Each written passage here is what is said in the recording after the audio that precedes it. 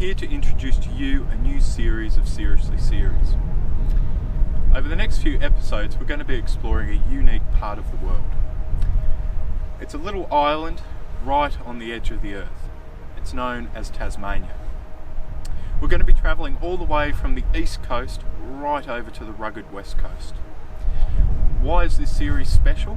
Well, this is actually Damon and my stomping ground. So we're going to be showing you some secret, hidden little spots in this wonderful part of the world. How are we going to be doing this? Well, we're going to be doing it in this 1975 Land Rover Series 3. And we're going to be showing you a few little tricks along the way. So stay tuned.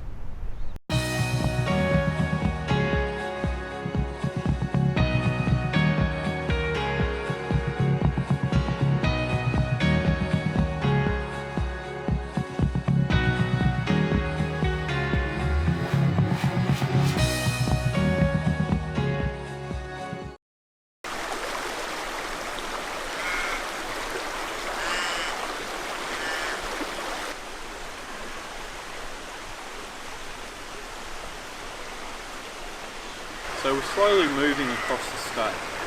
We climbed over a few mountain ranges yesterday and went down into the Styx Valley. This is known as the Land of the Giants, and we're going to be climbing up these mountains behind me today.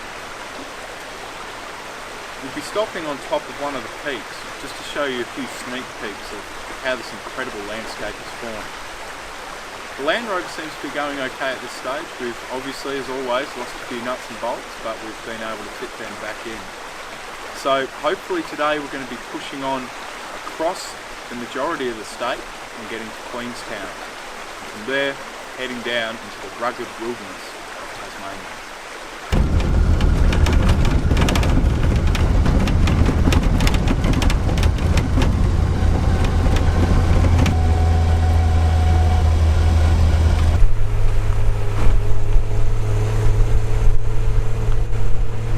Interesting facts in this part of the world is that this landscape wasn't always this stunning. It was actually locked up for thousands of years in the last ice age. Most of these amazing, beautiful U-shaped valleys that we see here was carved out by the absolute might and the weight of glaciers bearing down upon it. Remnants of this can be seen all throughout this part of the world.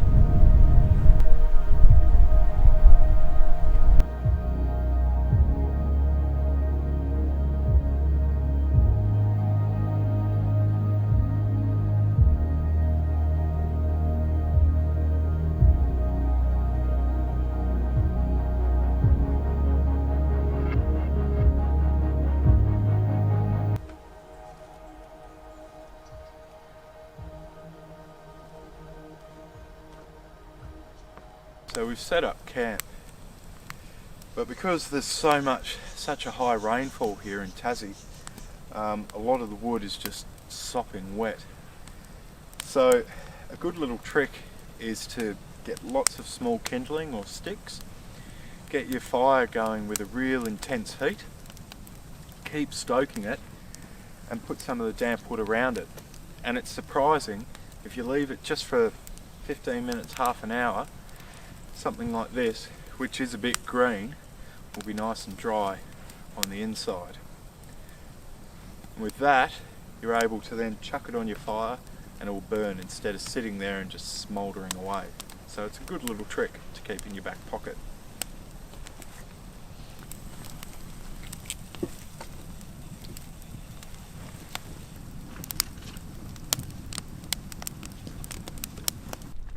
Around about 180 years ago, a guy by the name of Alexander Pierce passed through this country. He was an escaped convict. He'd walked all the way from the west coast of Tasmania. Researching into Alexander Pierce and looking a little bit more at his own life story, it's a sad struggle, and a grisly one at that. Alexander Pierce was sent to one of the worst prisons in the British Empire, and this was on Sarah Island in Macquarie Harbour. Though for Alexander Pierce and 6 other men, this wasn't going to be their fate. and they decided to escape by stealing a boat and rowing to the end of the harbour. They faced the rugged wilderness of Tasmania. Now, this is an ordeal for anyone to actually have to go through today, but to do this 180 years ago, it really was something else. Within a few weeks, they'd realised that food wasn't plentiful. There wasn't a vast amount of wildlife for them to hunt and live off. And it came to the point and the grisly end that they had to resort to cannibalism. Though to feel the guilt and to carry the guilt for one person was too much. So they cut up reeds, and whoever got the shortest reed was the one that would be dinner. And slowly, one by one, they were all picked off until there was just two left. Fighting sleep, Alexander, or Alex, he found the axe and killed his fellow inmate. Once he got to the Central Highlands, he was able to finally get back to civilization. But sadly, his story didn't end here. He joined a gang of bushrangers, and a few years later, he was caught just outside of Hobart. He was then tried at the Hobart court. He confessed on cannibalism, but no one believed him. It was just too gruesome. And an ironic twist in the story, he was sent back to Sarah Island, though he wasn't going to stay there for long. He then escaped again with one other convict. Once he found out his escapee couldn't swim, he tapped him over the back of the head too. And it was only when he got caught a second time that they finally believed the tales that he was telling, and he was hung for his crimes. So it is a beautiful place, and it is wonderful wilderness, but there is always a dark, grisly tale behind every charade.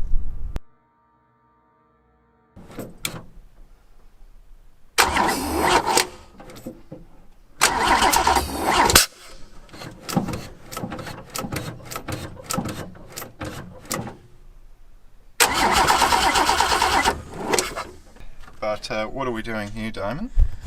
So we're doing what you call static timing. Yep. So all you have to do is loosen off the distributor for timing. So there's a little bolt down there, you undo, and then what you do is you take the coil end of the lead off of the top of the distributor, and then you expose the end of that, and you've got to find another metal surface, put it not on metal but close, leave a gap like a spark plug kind of gap maybe, and then have the ignition on. And if you watch closely or listen out, I'll shut up so you can look, and I'll see if I can. So we got it top dead center, and you just twist it. It's only a little bit, and if it's not one way, you go back, and I'll go back and forth through there for now.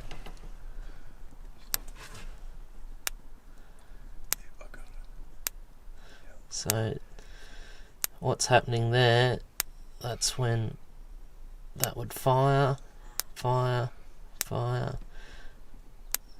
So this takes away the timing light and everything. Because the one thing that a lot of people don't realise is that the timing light obviously hadn't been around since day dot.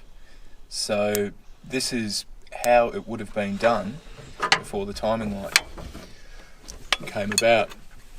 Timing lights also used to be quite expensive. They're relatively inexpensive now, but this is how you would have done it. So it's a very handy trick to know, and I've used it many a times too. So we'll see how this goes.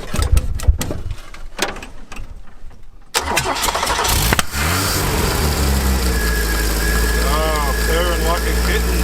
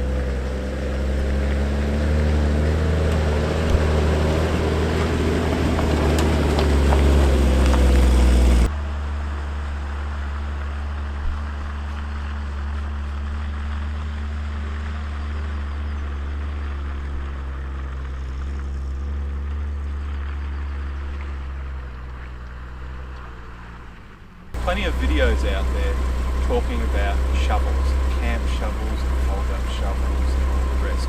But in my mind, this is the best. It's called an ET, entrenching tool, and it's used by the Australian Army. Now, the reason why I like this tool isn't because it's ex-military. There's nothing to do with that. All the other fold-up shovels out there, they screw on or they clip in place. They're flimsy, they're cheap, and they don't last. This is not the case. It is heavily engineered. It's got a spring-loaded mechanism down here. Boom, I've got a shovel. If I want to get through some rock, I can get a pick. So it's got everything I need. And it just so happens that we've driven along this river here, and the Land Rover's not bogged, it's just resting. And I'm going to give it some assistance using this ET. But yeah, fantastic tool. You can actually get it and use it as a blade and chop into moss or mud or clay. You can really give it a hard pounding, and it just keeps coming back for more. So when you're in your next army surplus store, keep an eye out for one of these, and make sure it's an addition in your kit.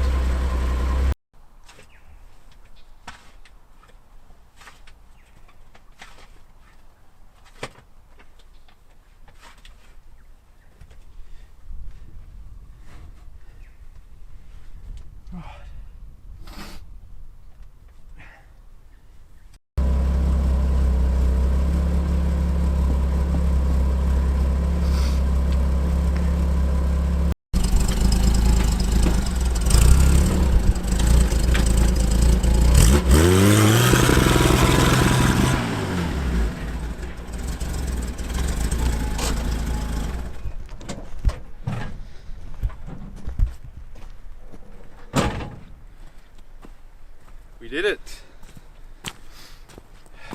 So yes, Max tracks do make it a lot easier, but they don't get you quite as fit. So yeah, we've just used some structural ply that I found in someone's backyard, our mate's backyard, and the high lift jack, and we've been able to get ourselves out of a sticky situation. So just by thinking about the situation, preparing ahead, you can actually get away with getting yourself out of trouble without having to break your bank account. So yeah, it's a good one to keep in the back of your mind. Anyway, we'll clean up and keep moving.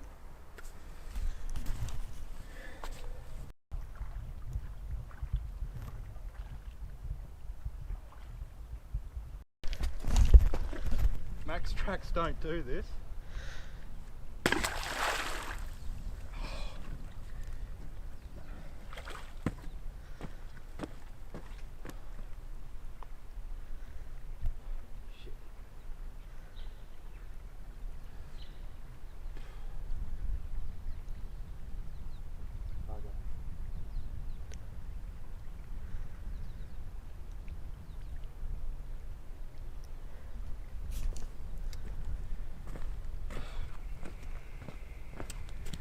Oh well, luckily we got two more.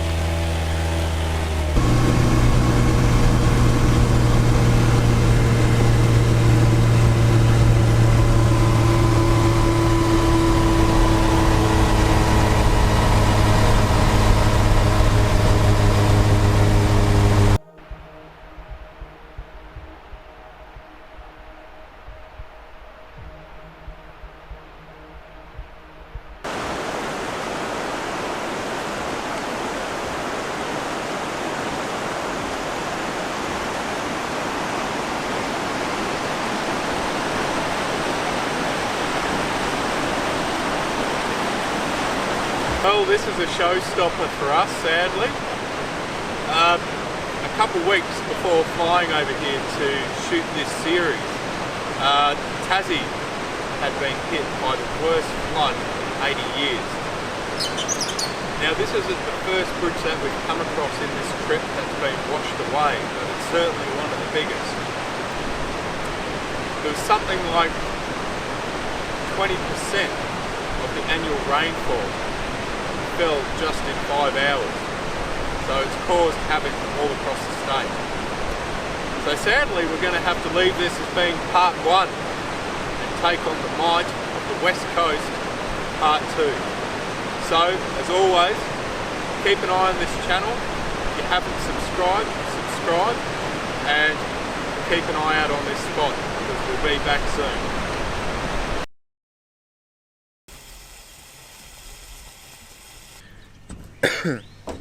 So we're just on our way back, and it seems to be an ongoing thing now that the series never ends when we say it ends. We've got a leaking radiator, so we're going to make a Land Rover scrambled egg concoction. We're going to pop these in the radiator and hopefully see if these wives' tales are actually true. So, 1 egg.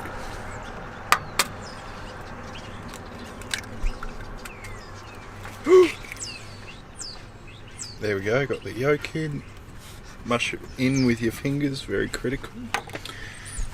And we're going to put another one in just for good measure.